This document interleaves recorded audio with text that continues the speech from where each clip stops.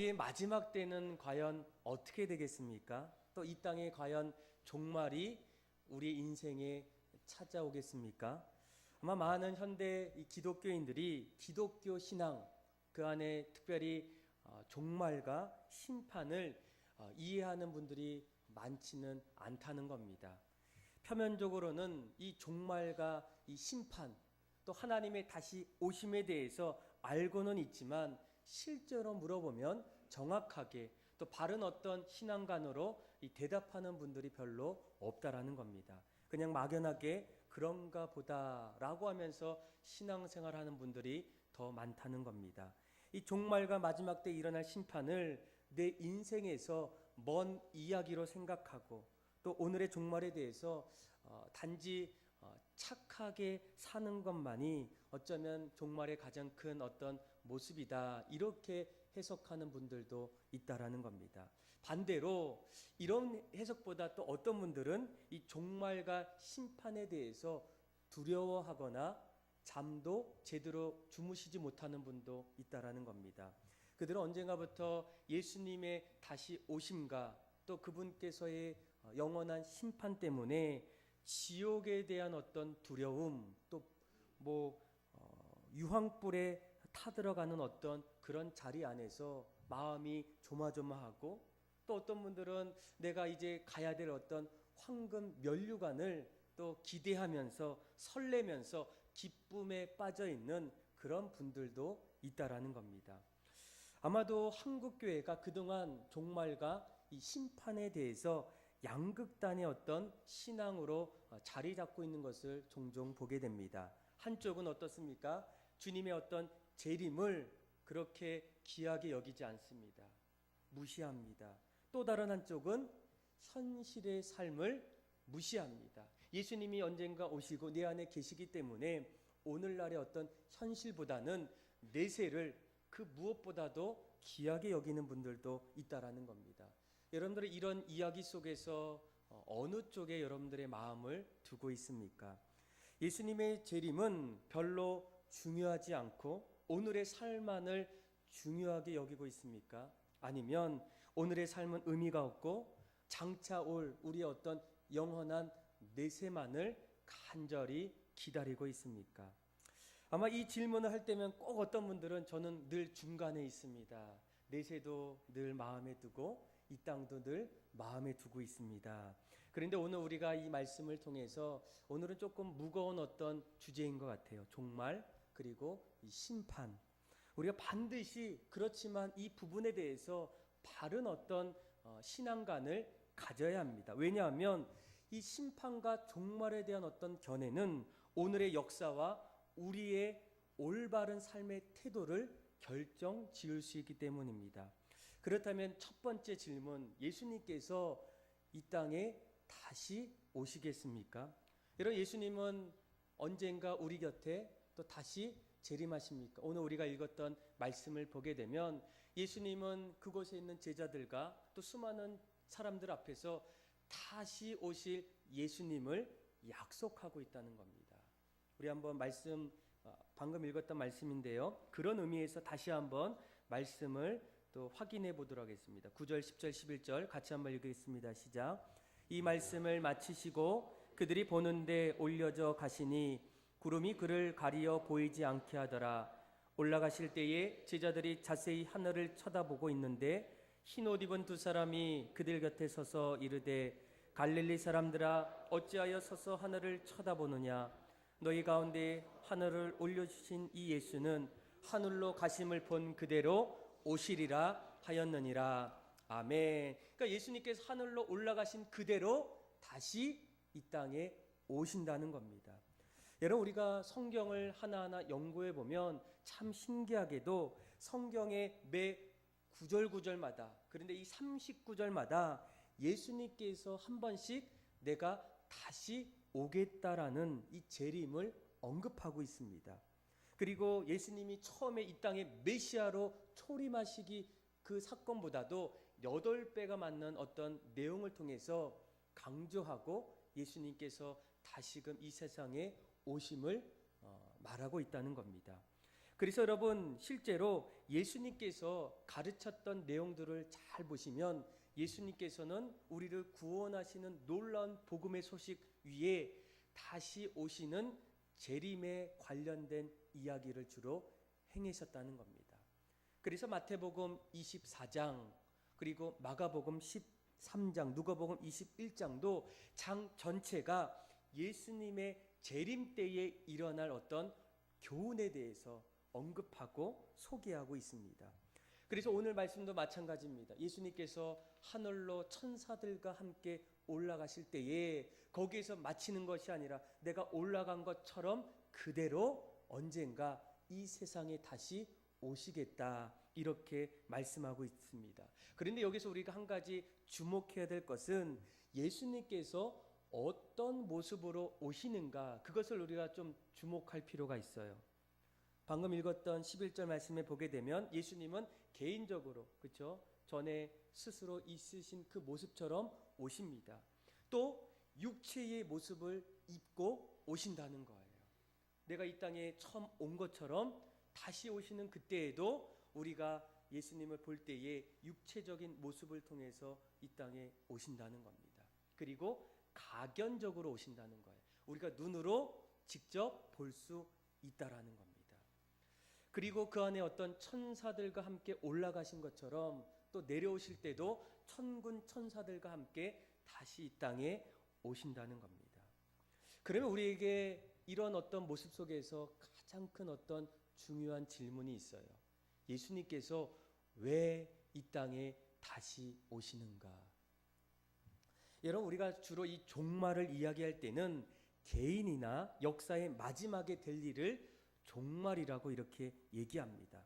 그런데 이 종말 마지막 때 우리는 주로 이 마지막이다라고 하면 이 죽음을 얘기해요.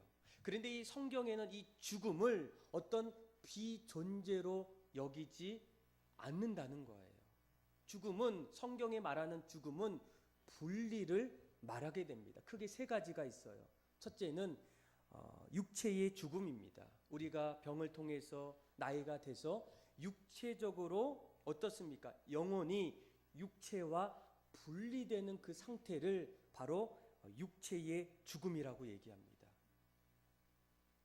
어쩌면 이 죽음이 바로 개인의 종말입니다. 개인의 종말. 그리고 둘째 죽음은 영적인 죽음이에요. 하나님과 인간이 분리된 상태, 더 이상 어떤 영적인 어떤 관계가 없는 상태를 하나님과의 어떤 영적인 죽음이라고 이렇게 말합니다. 그리고 세 번째 죽음은 영원한 죽음입니다. 인간이 하나님으로부터 영원히 더 이상 다시 회복할 수 없는 마지막에는 무조건 되든 안 되든 영원한 어떤 분리가 일어나요. 그때가 바로 신학적으로 얘기하면 우주적 종말이다 이렇게 말합니다. 그러니까 예수님께서 다시 오시는 그날에는 개인의 종말을 뛰어넘어서 우주적인 종말이 우리의 삶 속에 나타납니다. 그런데 그때에는 뭐 때문에 그렇게 오십니까? 우리가 사도신경의 고백처럼 저리로서 산자와 죽은 자를 어떻게 한다고요? 심판하기 위해서 이 땅에 오신다는 거예요. 그래서 여러분 이 예수님이 오시는 그때에는 두 가지의 모습입니다. 의인의 부활이 있고 악인의 부활이 있어요. 다시 말하면 생명의 부활로 일어나는 사람과 그리고 심판의 부활로 일어나는 사람입니다.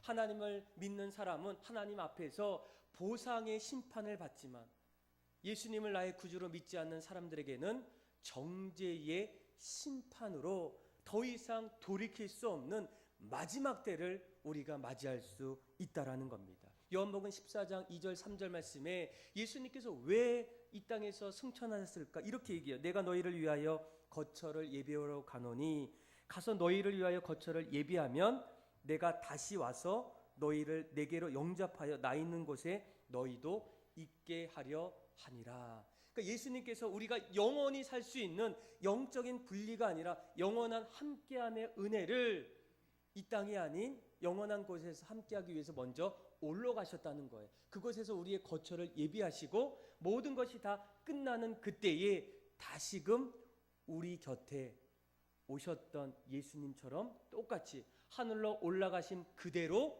예수님은 다시 이 땅에 내려오신다는 거예요. 그래서 여러분, 예수님은 반드시 이 땅에 다시 오신다는 겁니다. 그러면 우리에게 늘 궁금한 한 가지 질문이 있어요. 예수님이 오신다고 약속하셨다면 도대체 그 예수님은 언제 오실까? 여러분, 과연 예수님께서 언제 오시겠습니까? 우리 마태복음 24장 36절 말씀에 보게 되면 예수님께서 오시는 그날에 대해서 분명하게 이렇게 설명했어요. 우리 한번 화면을 보고 한번 같이 한번 읽겠습니다. 시작. 그러나 그날과 그때는 아무도 모르나니 하늘의 천사도 아들도 모르고 오직 아버지만 아시느니라. 아멘. 누구만 아신다고요? 하나님만 아신다는 거예요. 하나님이 보실 때에 이때가 가장 적합하고 중요할 시기가 된다면 그때 아버지의 결정을 통해서 예수님이 다시 이 땅에 오신다는 겁니다. 그런데 여전히 이 땅에는 그런 어떤 궁금증 또 그런 어떤 심리를 가지고 아직도 어떤 날짜와 시간에 대해서 시한적인 어떤 시한부 종말론자들이 있어요. 그래서 오늘날을 보게 되면 여러분들 잘 아시는 어떤 신천지 있죠? 이 신천지는 주로 14만 4천 명을 이렇게 강조해요. 그래서 14만 4천 명이 채워지면 그 안에는 어떤 육체의 영생이 일어나고 신일 합일이 일어나서 영원히 함께하는 그런 순간으로 변한다는 거예요. 그런데 여러분, 이런 어떤 이야기들이 요즘에만 있겠습니까? 예전에도 반드시 있었어요. 저는 대학생이 되기 이전에 아직도 기억에 남는 1992년도에 다미 선교회의 휴거 사건이 아직도 잊혀지지가 않아요. 그때는 어린 나이에도 불구하고 너무나 충격적이기 때문에 그때 하나하나의 어떤 모습들, 아마 여러분들 나이가 좀 있으신 분들은 지금 막 기억이 날 겁니다. 그리고 좀 젊은 분들은 뭐야 이렇게 얘기할 분들이 있을 거예요. 그런데 이 다미 선교회는 이 다가올 미래라는 어떤 약자로 만든 선교회예요. 그런데 이들이 1992년 10월 28일 날 자정에 예수님께서 다시 오시는 휴거의 날로 제정합니다. 그래서 그때 이런 일들이 일어나요. 첫째는 휴거가 일어나면 예수님께서 먼저 공중에서 이렇게 오신다는 거예요. 천군 천사와 함께 내려오신다는 겁니다.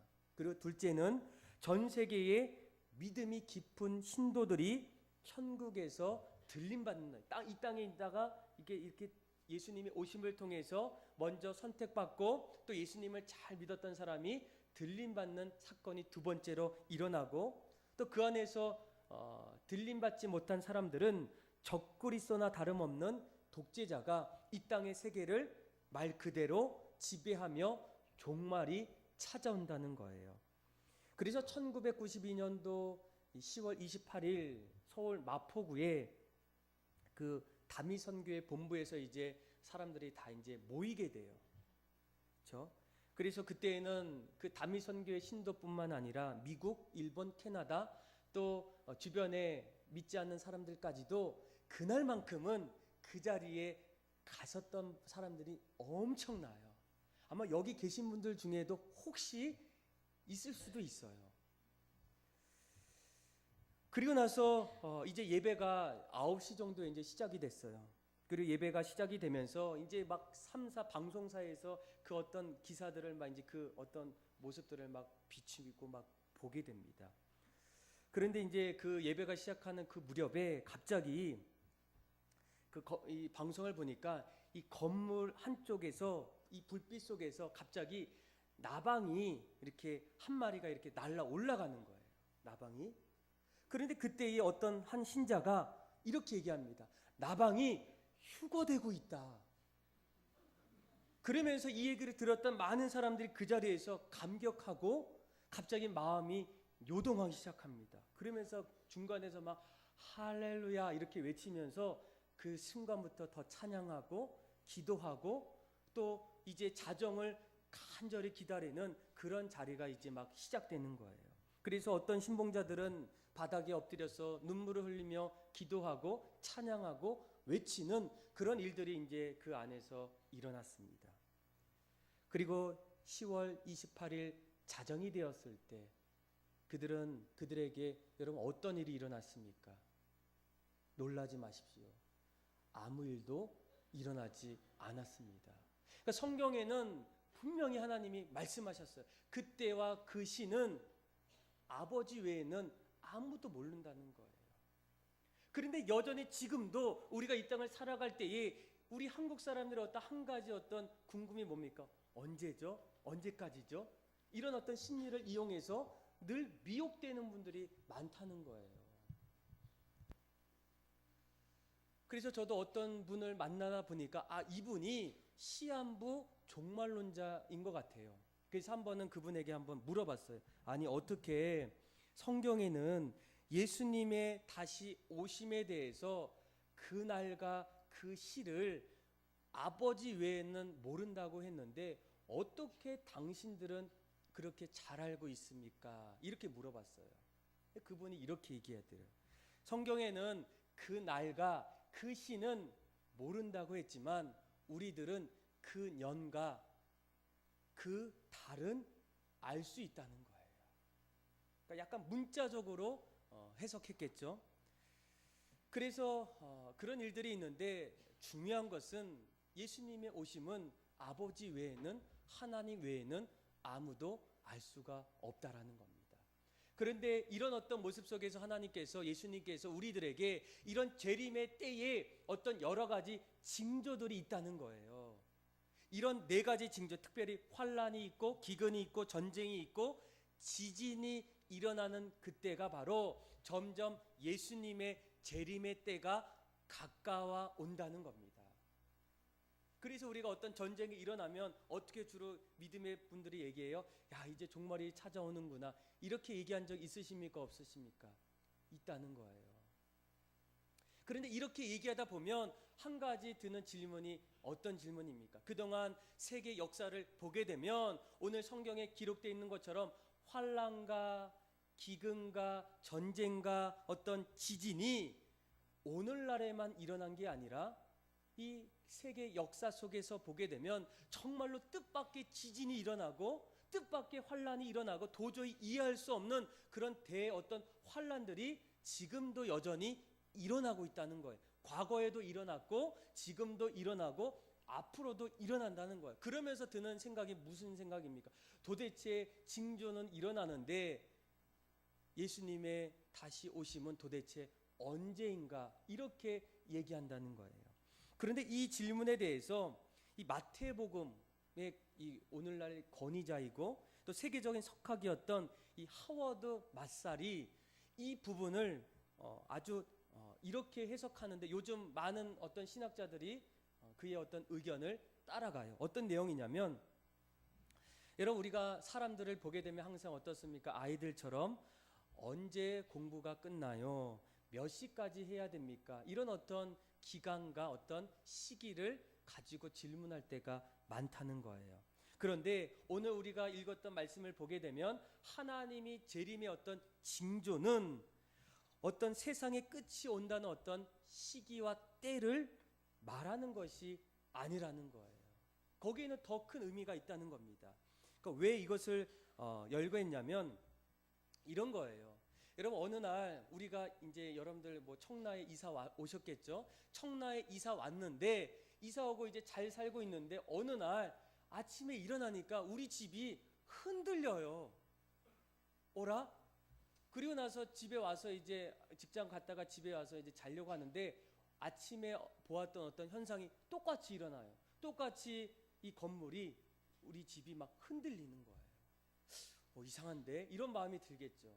그리고 며칠 뒤에는 이 흔들림이 점점 일어나다 보니까 그 흔들림 속에서 그 안에서 공사했던 그 벽돌 한 장이 갑자기 튕겨 나왔어요.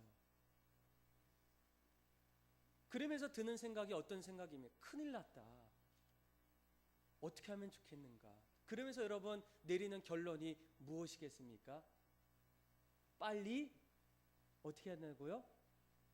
이사 가야 되겠다. 이런 마음 안 듭니까? 이런 마음이 든다는 거예요. 집이 점점 흔들리고 벽돌이 막 튀겨나오고 이제 얼마 안 있으면 어떤 무너지는 어떤 징조가 보였을 때에 우리가 드는 어떤 생각은 무엇이겠습니까? 여기에서 우리가 평생 살 집이 아니구나, 내가 붙잡아야 할 집이 이 집이 아니었구나라는 어떤 생각을 가질 수밖에 없다라는 거예요. 마찬가지로 하나님께서 이 땅에 전쟁과 기근과 어떤 환난과 핍박을 줄 때에 우리가 가져야 될 이 재림의 진지한 어떤 바른 마음은 무엇이겠습니까? 맞아, 우리가 이런 전쟁을 통해서, 환난을 통해서, 어려움을 통해서 우리가 붙잡아야 될 그 마음은 바로 이 세상이 아니고 하나님이 우리에게 영원히 거할 그 영원한 천국에 대한 소망의 마음을 바꾸는 그런 어떤 전환점의 기회가 바로 그런 네 가지의 징조가 일어났을 때 가져야 될 우리들의 마음이라는 거예요. 그래서 여러분, 우리는 어떻습니까? 이 땅을 살아갈 때 이 땅을 살고 있지만 이 땅의 소망이 아니라 영원한 곳에 우리가 소망을 갖고 영원한 도성에 우리가 가야 됨을 점점 마음에 둬야 한다는 겁니다. 그래서 지진이 일어납니다. 또 전쟁이 일어나요. 환난과 기근이 일어날 때마다 말세가 되었구나, 예수님이 곧 오시는구나, 이런 어떤 시기와 때보다 이제는 우리가 마음속에 다시 바라봐야 될 목적과 방향이 달라진다는 거예요. 그동안은 내가 세상에 마음을 두고 이곳에 마음을 두고 또 이 땅에 이 어떤 자리에 내가 마음을 뒀다면 이런 어떤 징조를 통해서 결국 우리가 가야 될 그곳이 바로 이 세상이 아니라 하나님이 우리를 위해서 영원히 마련해 두신 영원한 도성에 대한 그 소망을 갖고 우리가 날마다 바라보며 나아가야 한다는 겁니다. 그래서 이것이 바로 예수님께서 다시 오시는 그런 두 번째 모습이에요. 그러면 우리에게 더 중요한 한 가지 질문이 있습니다. 예수님은 오십니까, 안 오십니까? 다시 오십니다. 이 다시 오시는 예수님 앞에서 우리는 도대체 무엇을 준비해야 할까? 가장 큰 질문이 아니겠습니까? 그런데 이런 질문 속에서 지금까지 보게 되면 신앙을 갖고 있는 분들까지도 약간 잘못되거나 또 약간 한쪽으로 치우치신 어떤 신앙을 갖고 있는 분들이 있다라는 거예요. 그래서 한때는 지나치게 신앙을 양극단으로 갖고 있는 분들이 많다라는 거예요. 한쪽은 어떻습니까? 너무 하늘만 쳐다보고 이 땅의 것에 관심이 없어요. 늘 영적인 것에서만 마음을 두는 분이 있어요. 이들은 뭐라고 얘기합니까? 이들은 뭐 근본주의자들, 복음주의를 가장한 이상주의자들이라 이렇게 얘기해요. 그런데 이 사람들의 모습은 어때요? 요즘에 우리가 자녀를 키우면 어떻습니까? 자녀들이 막 쑥쑥 자라요. 옷이 안 맞아요. 옷을 또 사야 되고 또 유치원 갔다가 이제 학교도 가야 되고 학원도 가야 됩니다. 과외도 해야 돼요. 또 취미생활도 해야 돼요. 이러다 보게 되면 점점 아이들에게 들어가야 될 어떤 비용들이 점점 많아져요. 그런데 안타까운 거는 이런 어떤 변화 속에서 이 아빠는 직장을 안 가려고 해요. 그때 이 부인이 뭐라고 얘기합니까? 아니 어떻게 그럴 수 있어? 그러면 이 아빠가 뭐라고 얘기합니까? 하나님이 우리 가정을 다 책임져 주실 거야. 하나님이 다 알아서 하실 거야. 이렇게 한때 대답하시는 분이 있었다는 거예요. 이런 이야기를 들으면 우리가 뭐라고 얘기할 수 있습니까? 그렇죠? 이런 말은 좀 어렵지만 뭐 환장하겠네, 이렇게 얘기할 수밖에 없겠죠. 반대로 어떻습니까? 정말로 한쪽에 이제는 하늘이 아니라 이 땅만 생각하는 거예요. 그래서 한때 이 기독교가 물질의 축복의 통로로만 여겼던 분이 있어요. 그래서 내가 잘 살고 내가 잘 되는 것은 하나님이 나를 축복해 주셨고, 잘 살지 못하고 어렵게 사는 사람들, 병이 있는 사람들은 하나님의 저주를 받았다, 이렇게 여겼던 분들이 있다라는 겁니다. 이게 아마 어떤 신앙을 가질 때에 우리가 바르게 갖지 못하는 어떤 양극적인 어떤 모습이라는 거예요. 그런데 여러분, 마태복음에 보게 되면 특별히 24장에 예수님께서 다시 오셔서 그들을 데리고 가셔요. 어떤 사람은 데리고 가고 어떤 사람은 데리고 가지 않는데, 그러니까 심판의 때를 말하는 거겠죠. 그런데 그때에 그 사람들이 무엇을 했는지를 한번 주목해 보세요. 그것이 바로 오늘날 종말을 기다리는 사람들의 가장 중요한 바람직한 모습이라는 겁니다. 우리 마태복음 24장 40절에서 41절인데 우리 같이 한번 화면을 보고 한번 읽겠습니다. 시작. 그때에 두 사람이 밭에 있음에 두 여자가 맷돌질을 하고 있음에 한 사람은 데려가고 버려둠을 당할 것이니라. 아멘. 그러니까 예수님께서 다시 오셔서 그들을 데려가셨어요. 그런데 데려가실 때 그들이 했던 것은 무엇입니까? 예수님이 오신다. 예수님이 이제 얼마 안 있으면 우리 곁에 오시기 때문에 이제는 내가 이 땅에서 있는 어떤 사회적이고 내가 해야 될 모든 일들을 포기하고 그만두고 예수님의 오심을 기다리기보다도 오늘 말씀에는 예수님이 나를 데려가기까지 그들이 무엇을 했다고 얘기합니까? 한 부류는 밭에서 뭐합니까? 일하고 있겠죠. 또 한 부류는 맷돌질로 맷돌을 갈고 있었겠죠. 오늘날로 말하면 예수님이 오시는 그날까지 나는 주어진 자리에서 최선을 다해서 살아가는 모습이 우리에게는 종말을 기다리는 믿음의 사람들의 가장 중요한 모습이에요. 그런데 이런 어떤 모습의 가장 중요한 어떤 찬양이 있다면 이런 찬양이에요. 저 높은 곳을 향하여 날마다 나아갑니다. 내 뜻과 정성 모아서 날마다 기도합니다. 그런데 2절 말씀을 여러분들 보시면 2절에 우리가 정말 가져야 될 어떤 그런 고백이 있어요.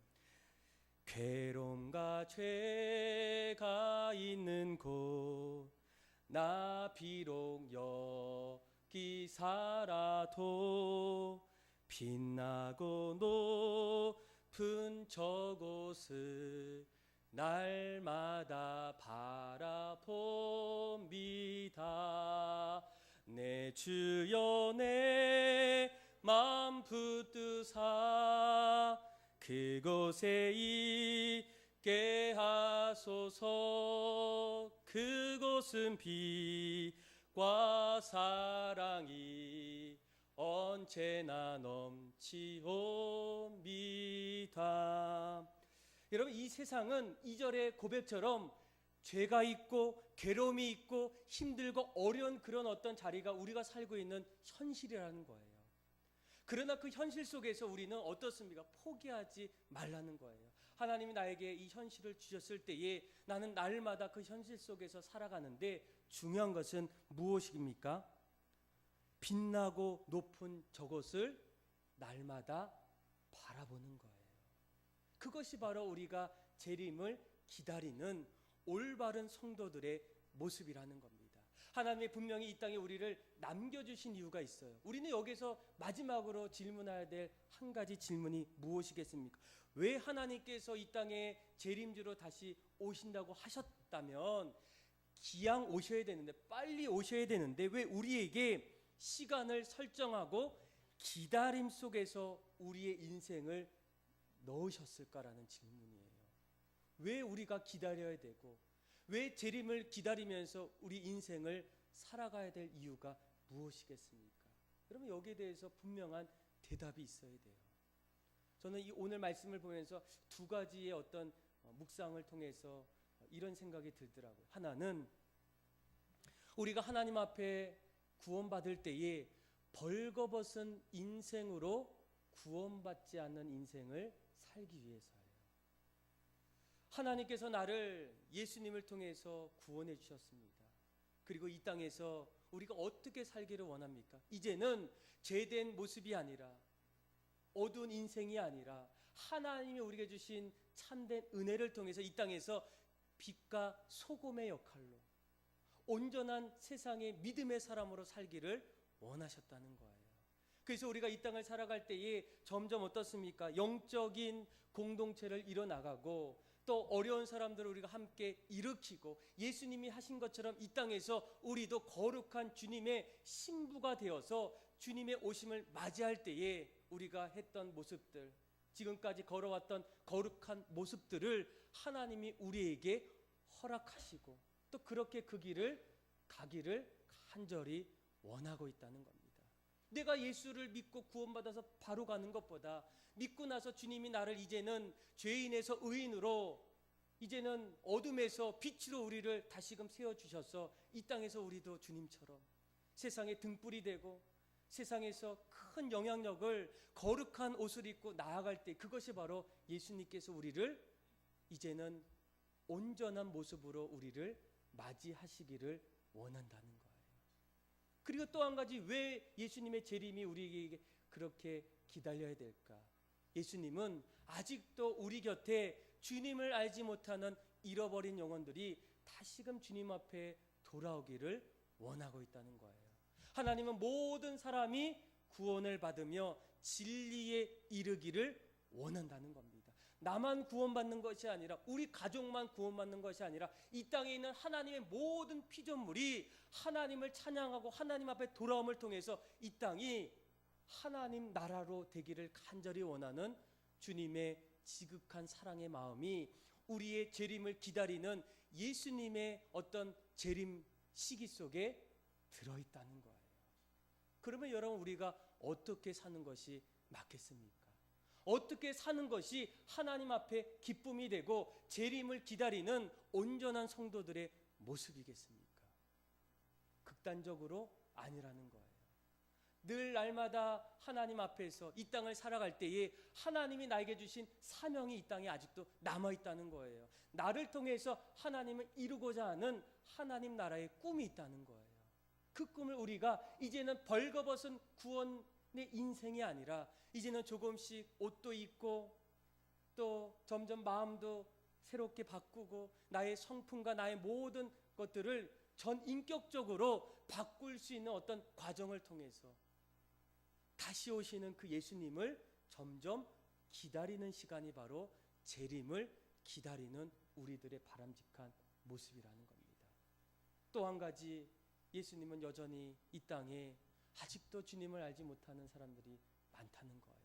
놀라운 것은 그 말씀을 붙잡고 그렇게 전했던 사람들 가운데는 끊임없이 주님께로 돌아오는 놀라운 일들이, 하나님 나라를 꿈꾸며 돌아오는 사람들이 점점 많아지고 있다는 거예요. 사랑하는 믿음의 성도 여러분, 여러분들은 주님 다시 오시는 그 재림을 어떻게 기다리고 있겠습니까? 어떻게 맞이하는 것이 참된 신앙인의 모습이겠습니까? 저는 여러분들과 우리 모두가 주님 오시는 그날을 기다릴 때에 정말로 이 땅에서 하나님이 나에게 주신 그 은사를 가지고 믿음의 경주를 가지고 달려갈 때에 우리 가정만이 아니라 우리 주변에 있는 모든 분들이 하나님 앞에 돌아오는 일들이 일어나고 하나님이 나를 통해서 하실 일들 속에서 놀라우신 주님의 사랑과 은총이 재림을 기다리고 꿈꾸는 믿음의 성도들에게 더욱더 확신 있는 마음으로 오늘도 내일도 주님 오시는 그날까지 그렇게 기쁨으로 주님을 맞이할 수 있는 여러분들 다 되기를 주님의 이름으로 축복합니다.